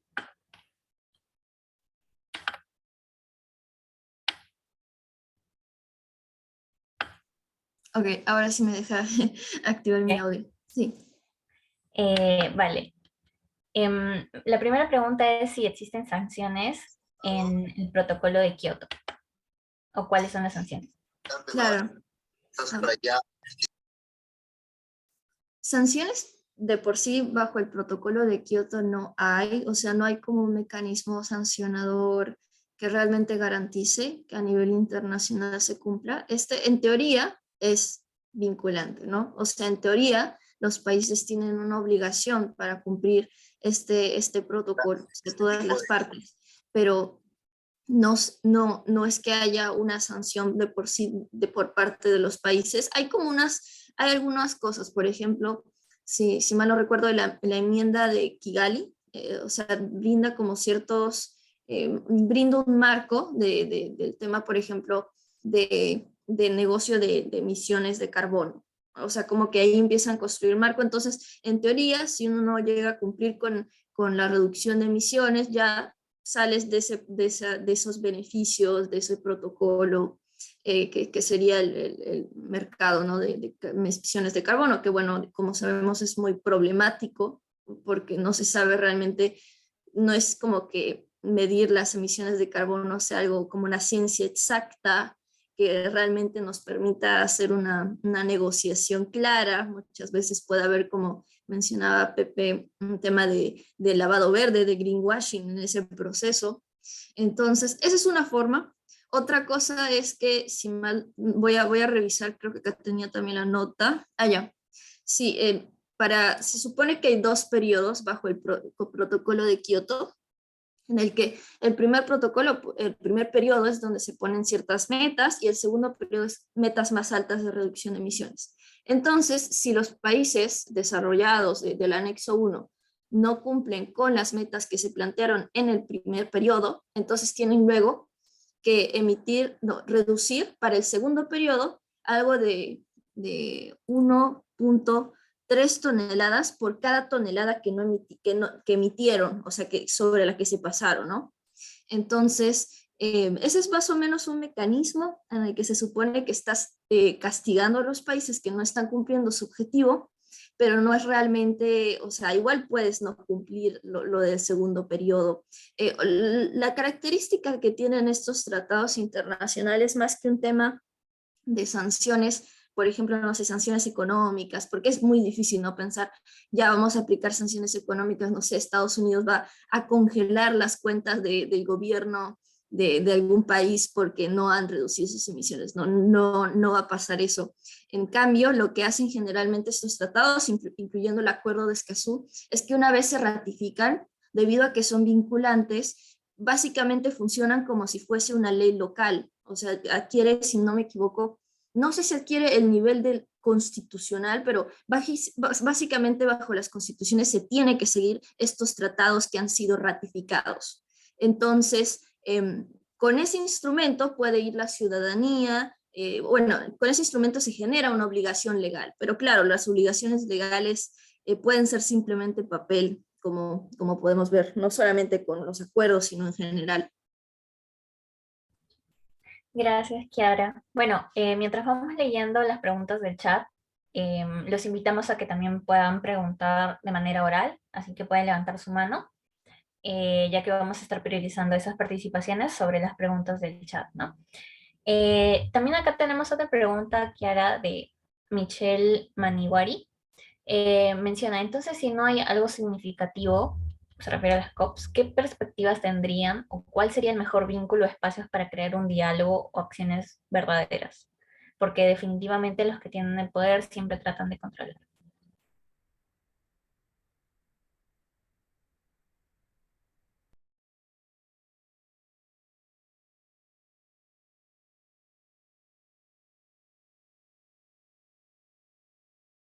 Ya pueden abrir el micro.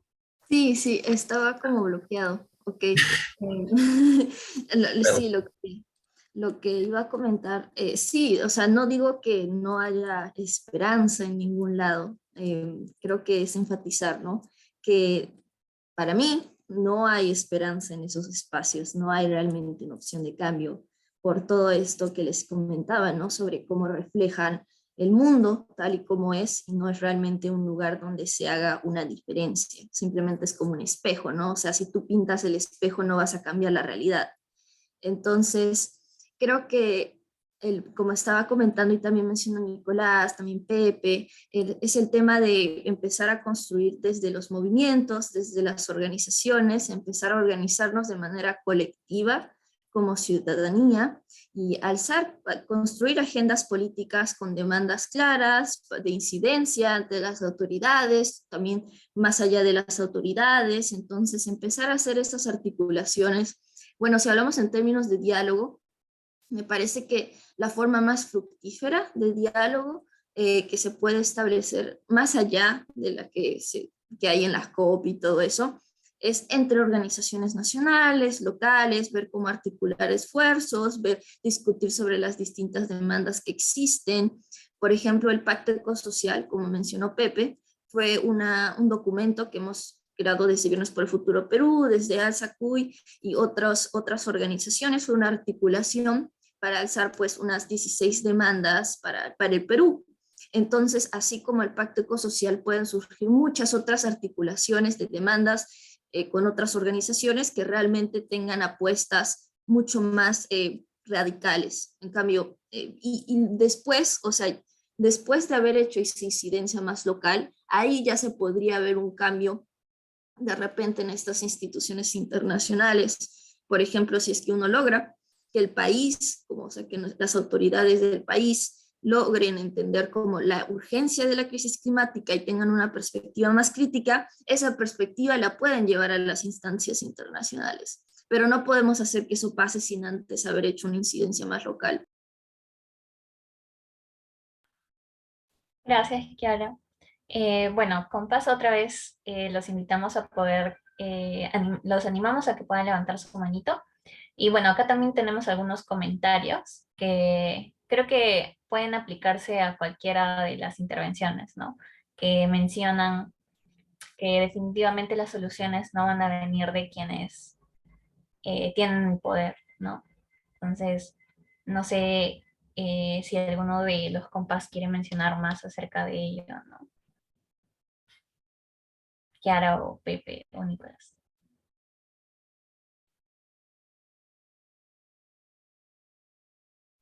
Sí, en realidad no creo que haya mucho más que agregar. El tema es construirlo desde abajo y, como mencionaba, ¿no? En la presentación, que en un momento hubo cooperación internacional en esta alianza bolivariana.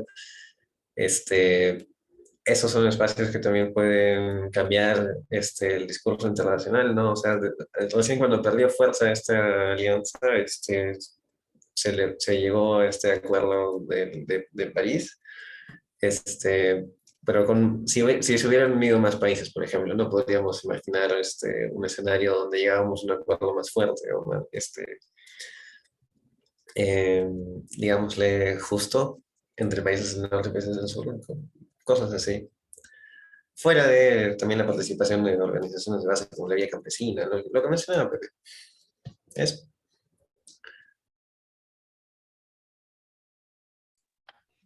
Gracias, Nico. Bueno, ahora le doy pase a Pepe, que también tenía algunos comentarios. Sí, gracias, Val. Bueno, creo que hay varias cositas que ya se han dicho también y lo que me parece importante es insistir, ¿no? En poder generar estas instancias dialogantes. Creo que también cuando estábamos construyendo esta escuela del Pacto Ecosocial era para no solamente divulgar lo que es el Pacto Ecosocial que hemos trabajado en Perú y que se ha estado trabajando también en otros países como Argentina, Ecuador y Colombia, sino también era poder buscar generar instancias de diálogo, debate, discusión, coincidencias y no coincidencias en lo que se puede proponer, ¿no? En las propuestas que deberíamos acercar a nuestros gobiernos, a nuestros territorios, en sentidos comunitarios también, ¿no? Así que creo que también esta instancia, que es bastante internacional, nos puede permitir generar a posteriori diálogos, ¿no? Que nos permitan generar una agenda común o también agruparnos en regiones, ¿no? Y poder charlar un poco más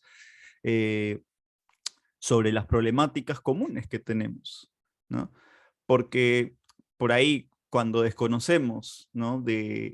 Conocemos mucho nuestros territorios, pero en realidad cuando vemos un poco las afectaciones que se tienen en términos ambientales, agroalimentarios, tenemos ahora el conflicto entre Ucrania y Rusia, que nos está afectando fuertemente a países del sur, ¿no? Entiendo que en Chile han subido desorbitadamente el precio de los aceites, acá en Perú han subido desorbitadamente el precio de los fertilizantes y la demanda del sector agrario es hacia los fertilizantes. Y la agroecología, bien gracias, no se está haciendo mucho por, ahí, por ese camino.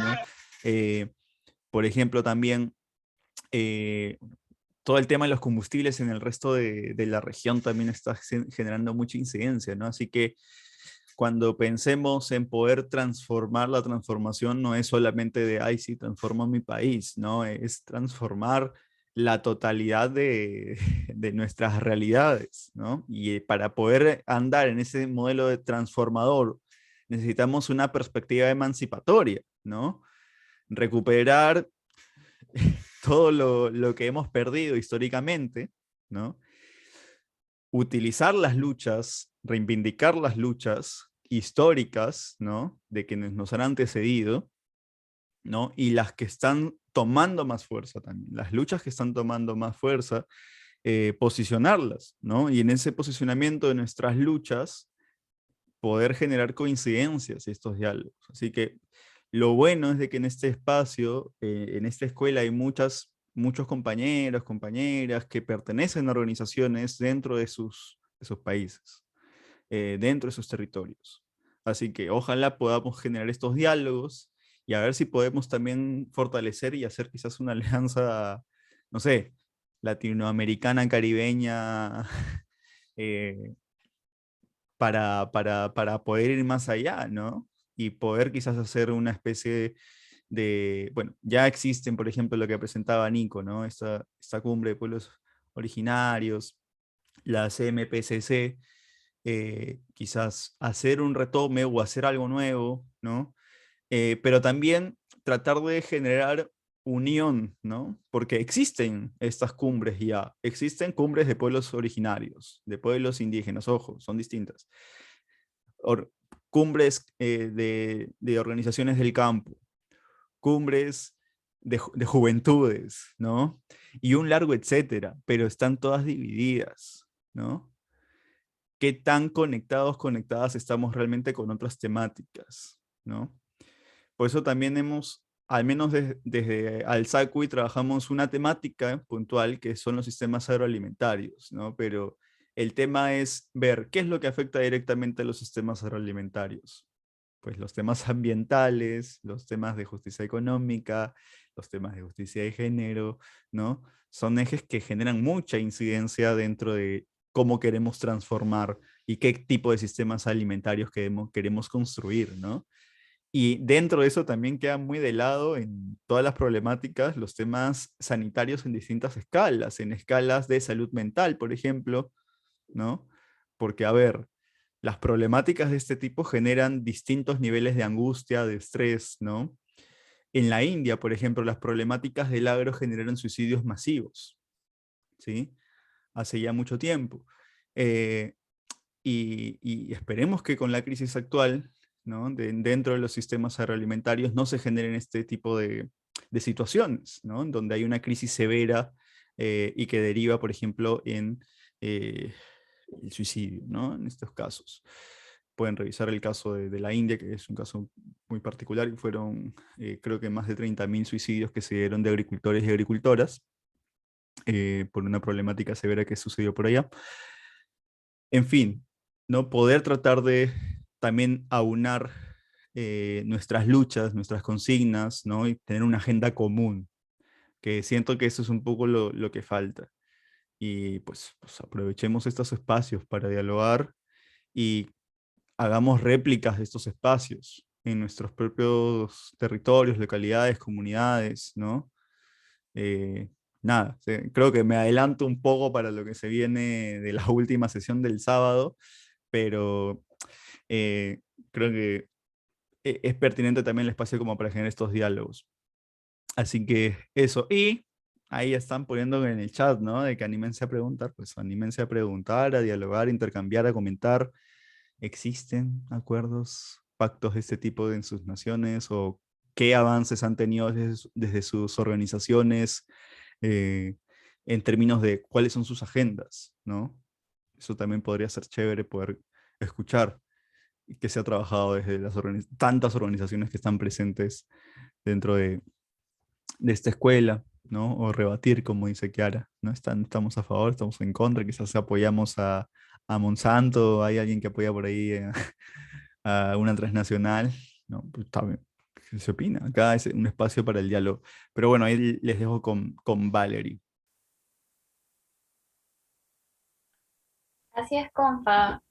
Bueno, justo este sábado, como mencionaste, tenemos una sesión que es más de intercambio, ya que también uno de los objetivos de esta escuela, así como le contaba a los compas que son parte de la Alianza Ecosocial aquí en Perú, es poder también comprender cómo funcionan estas diferentes alianzas o espacios o de algún modo, no sé, colectivos de organizaciones que de algún modo buscan también un espacio en común, ¿no? Una agenda en común, así como ya nos han comentado nuestros compas, ¿no? Que de algún modo busca ser el camino alternativo a estas cumbres que de algún modo replican estas relaciones de poder de em, de, de los países que tienen el poder, ¿no? Entonces, no sé si de repente alguien ya pertenece a una alianza internacional, qué tema están trabajando, de repente de género, o de algún modo ya alguien pertenece a una alianza internacional de campesinos o de sistemas agroalimentarios o de juventudes, quién sabe, ¿no? Y si se habla de estos temas, ¿no? Si es que los jóvenes estamos hablando de temas ecosociales, y que de algún modo tenemos que también empezar a colocar, ¿no? Estos temas desde donde estemos, porque yo creo que al menos no se podría, no sé si se podría crear desde cero una alianza así, o de repente ya existe y no nos conocemos, ¿no? Y estamos trabajando por separado. Entonces, sí, bueno, queda pendiente, queda abierto a que tanto hoy día como toda esta semana que vamos a estar hablando de este tema, ustedes puedan comentarnos sus experiencias. Em, y bueno, eh, creo que alguien levantó la mano, o me parece. Ya. Entonces, bueno, quedamos con las palabras finales de los compañeros. No sé, Kiara, empezamos contigo para que podamos cerrar. Sí, bueno, creo que de las tres participaciones podemos llevarnos el mensaje de que estos espacios internacionales, justamente como de formales, de las Naciones Unidas, las conferencias de las partes, no son realmente una alternativa si es que queremos un cambio radical, si es que queremos desafiar los sistemas de opresión. Por ejemplo, en estos espacios jamás se va a decir que el capitalismo, el colonialismo, el patriarcado es el culpable de lo que está sucediendo. Entonces es importante generar estas alianzas más locales, obviamente no negando todo lo que está pasando en el contexto internacional, sino reconociéndolo, siendo críticos y hacer como la construcción colectiva por otros espacios. Gracias, Kiara. También, bueno, tenemos una intervención de Jania antes de poder escuchar a los demás compas. Sí, hola, no sé si se me escucha, ¿funciona? Sí, te escuchamos bien. Ah, ya. ¿Qué tal, compas? Buenas noches. Miren, en realidad tengo un torrente de ideas ahorita, así que no creo que vaya a articular mucho, pero y como ideas sueltas, ¿no? Que son cosas que tenemos que pensar y tener en cuenta. O sea, definitivamente el sistema como ciudad no funciona, ¿no? Ya hemos visto un montón de razones como las ciudades, pues, si realmente queremos tener o sea, reducir nuestro impacto ecológico, el sistema de ciudad no es ese, ¿no? Entonces tendríamos que empezar a buscar también en otros lugares en los que podamos desarrollarnos y podamos, no sé, tener nuestras fuentes afuera, ¿no? Más localizadas y quizás con otros sistemas de poder que tendríamos que ir viendo esas alternativas y ir experimentando, ¿no? Otras formas de ser y hacer. Pero bueno, mientras estamos en las ciudades, al menos algunos, por supuesto no todas aquí presentes estamos en ciudades, pero bueno, mientras estamos acá, creo que también es importante que articulemos no solamente con los movimientos sociales, pero sí en los gobiernos distritales, en los gobiernos que existen, hay delegaciones, hay otras formas de inmiscuirse, digamos, en las políticas locales que pueden haber en cada sitio y empezar a impulsar cosas como, por ejemplo, se me ocurre, no sé qué tan factible sea, que los jardines públicos empiecen a hacer huertos comestibles o cosas que nos hagan más autónomos, ¿no? Que no dependamos tanto de otras zonas, que podamos, pues, en cada lugar, no sé, tener sistemas, impulsar que, no sé, ir donde el distrito y ver cuál es la política de residuos sólidos y quizás proponer y plantear un proyecto en que se haga compostaje para los parques, ¿no? Y poco a poco también ir haciendo esa sensibilización al resto de personas que no estamos en los movimientos sociales, porque realmente la crisis de la civilización como tal, ecológica, social y de todos sus estilos, está aquí, ¿no? Y tenemos que sacarla de estos entornos que son los que más se hablan. Sí, creo que eso era, por ahí va mis ideas ahorita. Gracias. Muchas gracias, Jania. Bueno, precisamente esta sesión era para eso, ¿no? Si bien de repente algunas intervenciones pueden sonar un poco desmotivantes porque muchas personas tenían o tienen fe, esperanza en que las cosas cambien en la COP, también es una motivación para que cada uno empiece a organizarse, ¿no? Comunitariamente, a nivel distrital también, ¿no? Desde los que están en el campo, ¿no? Y que se pueda empezar a conversar más de estos temas y que se empiecen a generar articulaciones y acciones, ¿no? Y propuestas también, ¿no? Y seguir accionando para que de algún modo todo esto se hable, ¿no? Y se pongan los temas sobre la mesa. Bueno, Nico, te toca... sí, Pepe, antes de culminar. Sí, quería comentar justo algo sobre lo que mencionaba Jania, que me parece importante. Por ejemplo, ¿no? Una de sus propuestas era poder hacer tomar los parques y hacer los huertos o espacios de alimentación, ¿no? Huertos urbanos. Ese tipo de experiencias he podido presenciarlas en distintos países, Argentina, Brasil, Ecuador, acá en Perú también se han dado algunas iniciativas, pero Colombia también tiene muchos trabajos sobre ese tipo de, de tomas de parques, ¿sí?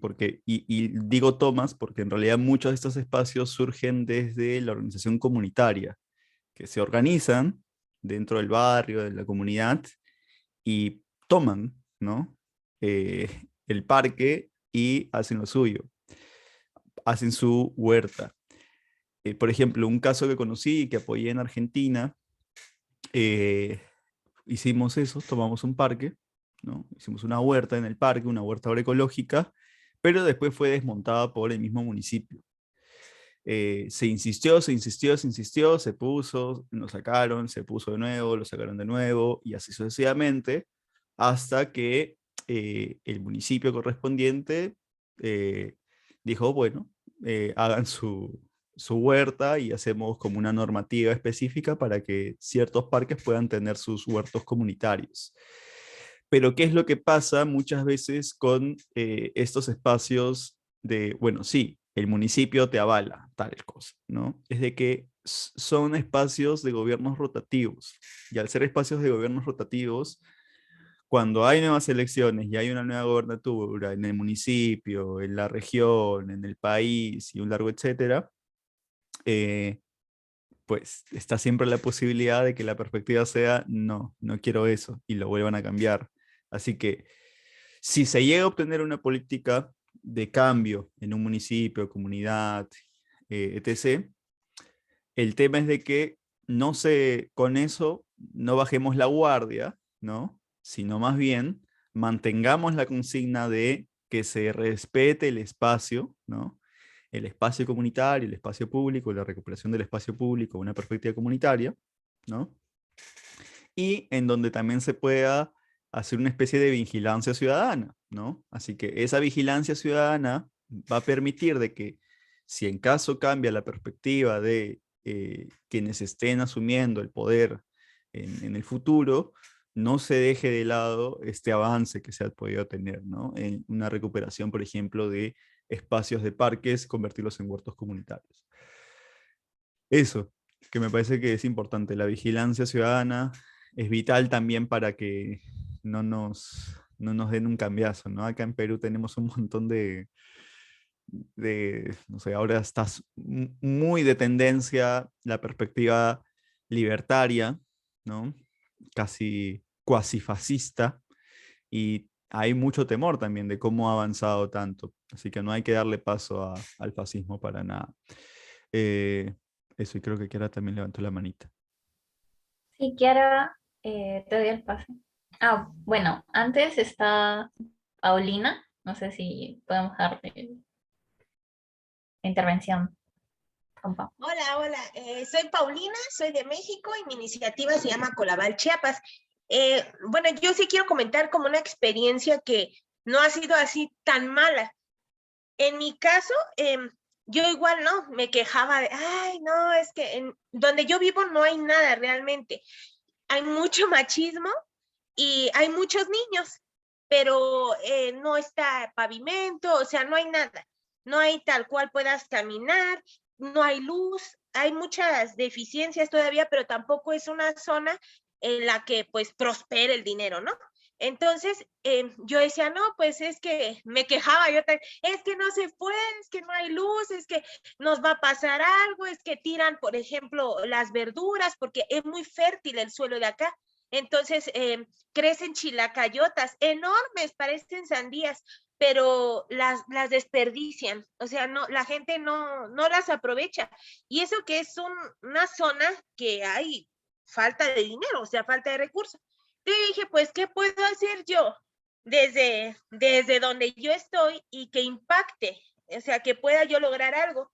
Y entonces lo que empecé a hacer es que como yo sé que aquí no hay dinero, empecé a dar talleres de ciencias, talleres de huerto, fui a pedir un terrenito donde hay unos borregos, fui a hablar con el señor porque yo decía que ahí podían sembrar los niños y me prestó un pedacito. Y entonces la forma en la que yo empecé como a cobrar las cosas, que en realidad no fue un cobro, es pedir 3 latas por niño, 3 latitas por cada niño que asistiera a los talleres de lengua de señas, de ciencias, 3 latas por cada tallercito. Y con eso que fui juntando las latas, las voy, las vendo, y entonces, ya que las vendo, pues obtengo un ingreso. No es mucho, porque se vende mejor el PET, pero casi no hay PET. Y las latas, pues, aquí van y las buscan precisamente para venderlas. Y compré focos, porque no había focos. Y entonces ya hay luz donde no había luz. Y a lo mejor no es algo que pues diga uno, ay, no, es que es muy poquito o algo así, pero es algo que está impactando y que está cambiando. Y las mismas personas, pues ya ahora ya recogen, porque había mucho cascajo, o sea, ya recogen su cascajo y lo ponen hacia un lado, como que empieza a haber un poquito más de respeto. Donde no sembraban, ya siembran. E inclusive yo fui y regalé semillitas, toda mi cuadra, para iniciarlos, para motivar a los niños, a los adultos, a que sembraran. Y me da un gusto así enorme porque tienen rabanitos, que es lo más fácil. Regalé semillas de maíz porque el suelo aquí es muy fértil. En maíz azul sembraron su maíz. Igual, me acuerdo mucho que ahora que ya, pues, ya me van conociendo, agarró una señora, fui a tirar la basura y entonces me dice, y dije, no, hombre, aquí sí es de tener miedo, pues estoy en la Ciudad de México, entonces que te hagan chichis, mejor corre, ¿no? Y entonces yo dije, no, pues ¿quién me habla? Y me dice la señora, ven, es que yo sé que tú cuidas plantitas, y me pasé a su casa y me enseñó un huertito pequeño que inició cuando yo le regalé sus semillitas. Y entonces en ese mini huertito tenía plaga, y ya le empecé a explicar y todo. y que le hacía falta nitrógeno, potasio. Ya le dije que era, le dije que me regalara 3 botellitas, porque ella junta botellas, que me regalara 3 botellitas y yo se las rellenaba de biofertilizante que hago. Entonces le rellené sus botellitas y ya ahora utiliza el biofertilizante. Entonces, creo que todos esos problemas, ¿a qué voy con todo esto? Creo que todos esos problemas que a veces creemos que son problemas, realmente son parte de una solución o de poder generar un cambio. Colaval tiene algo bien presente que dice, pequeños cambios generan grandes impactos. Y creo que es verdad, donde yo veía un conflicto, donde yo veía que a lo mejor hay mucho machismo, que no iban a querer, que me daba miedo al inicio, ahora veo que no es así y que realmente se puede. Entonces creo que a lo mejor queremos abarcar espacios más lejanos y muy, muy grandes, pero podemos empezar desde donde vivimos y verán que quizás no todos quieran cambiar la forma de pensar, pero sí se puede cambiar la forma de percibir las cosas. Era todo lo que quería compartir. Muchas gracias, Paulina. La verdad, muy inspiradora tu participación. Me quedo con esa última frase que dices, de que no se, quizá no se puedan cambiar las cosas, pero sí se puede cambiar la percepción con la que lo vemos, ¿no? Y me parece muy importante quedarnos con eso, ¿no? De poder que cada uno se sienta inspirado de activar localmente, ¿no? Porque al final eso es lo que nos queda. eh, Empezar a confiar en nuestra comunidad y poder quizá conocerlos, ¿no? Hacer un inicio de conocerlos. Así que bueno, te están mandando muchos mensajes bonitos por el chat. Así que muchas gracias, felicitaciones más bien por tu iniciativa. Y de repente si nos puedes pasar el Facebook, ¿no? O alguna red para poder ver más del proyecto y quedarnos ahí, ¿no? Y no quedarnos aquí, perdón. Compartirla. Ah, Nico. Muchas gracias, claro que sí. Sí, gracias, muy bien, ahí lo compartimos. Bueno, entonces, ya para cerrar, terminamos contigo, Nico, y luego Pepe. Ya, bueno, gran experiencia, Paulina, genial, de verdad. También quería aprovechar para comentar un poco sobre lo que decía Jania. Y como para complementar, ¿no? O sea, me parece que tenemos dos cosillas importantes. Una es lo de vincularnos con la comunidad, ¿no? Y trabajar desde lo local. Y otra también es el tema histórico, de conocer la historia, ¿no? No solo de a veces de cómo eran las cosas antes, a veces de luchas que nos preceden y cosas por el estilo. Pensé en eso porque hablando de las ciudades, por ejemplo, una de las grandes problemáticas de las ciudades es el tema de cómo han sido construidas y pensando principalmente en autos, ¿no? Individuales para máximo 4 personas, ¿no? Usualmente para uno o dos. Y ese es un tema que se puede criticar bastante de la transición propuesta desde la ONU y organismos internacionales que dicen, o sea, la idea es cambiar de carros que van en combustibles fósiles a carros eléctricos, ¿no? Y es como, ok, ya va a ser mucho más limpio. ¿Qué temas hay?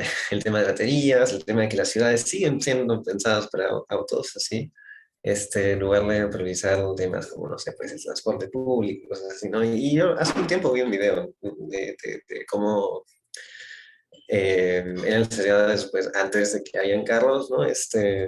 Y es interesante cómo en varios lugares las empresas, ¿no? Que vendían autos y cosas así, o que ganaban con la venta de autos en general, hacían lobby, ¿no? Hacían incidencia política para criminalizar, por ejemplo, o como que poner reglas, ¿no? De cómo debe movilizarse la gente en la ciudad. Porque cuando recién aparecieron los carros, la gente caminaba en todo lado, ¿no? No había pista que sea reservada para los autos. Entonces había más uso del espacio público. Pero luego llegan los carros, empiezan a haber bastantes accidentes porque son, pues, cajas de metal gigantes que causan muchos accidentes, incluso ahora. Elon Musk Y se empezó esta propuesta, ¿no? De educar a la gente para que el tema de las luces, que solo que mire los dos lados antes de cruzar y cosas así, ¿no? Entonces, eh, esa clase de cosas eh, nace también, ¿no? De toda una historia de cómo estas empresas vieron la opinión pública y cosas por el estilo para reducir los derechos de la gente al uso de espacio público en la ciudad. Y así podemos pensar en quizás en otros ejemplos, ¿no? Fuera de transporte o fuera del tema alimentario. Y bueno, entonces sí uso eso como mis palabras finales también, ¿no? El tema de ver la historia, aparte de también vincularnos con nuestras comunidades y trabajarles en proyectos locales. Y como también recuperando lo que decía Pepe, ¿no? De la importancia de las instancias para dialogar, construir comunidades, construir movimiento y demás. Eso. Muchas gracias, Nicolás. Bueno, ahora finalmente pasamos con Pepe Anfosi. Gracias, Val. Tomando lo que ha estado diciendo Nico sobre lo histórico, hay dos elementos que me parecen fundamentales para poder seguir construyendo y reivindicando luchas, que son, por un lado, la memoria histórica, ¿no? Todo aquello que hemos o que se ha experimentado en nuestros territorios, y por otro lado, la memoria biocultural, ¿sí? Esas dos memorias, la memoria histórica y la memoria biocultural, que hubiera sido interesante también incluirla dentro de los ejes temáticos de la escuela, creo que va a ser para la próxima, son fundamentales para repensar nuestras consignas y sumarnos a las luchas vigentes y antiguas, pero también recuperar, ¿no? Y reivindicar aquellos saberes, conocimientos gestados en nuestros mismos territorios, que van, ¿no? Conectados con la cultura y nuestro ambiente, ¿sí? Quizás si quieren decirle nuestra naturaleza, ¿no? Depende del estilo de cada quien en ese aspecto. Ahora bien, lo que me parece también importante es también nuevamente dos caminos para que estas luchas puedan, digamos, hacer eje fuerza, ¿no?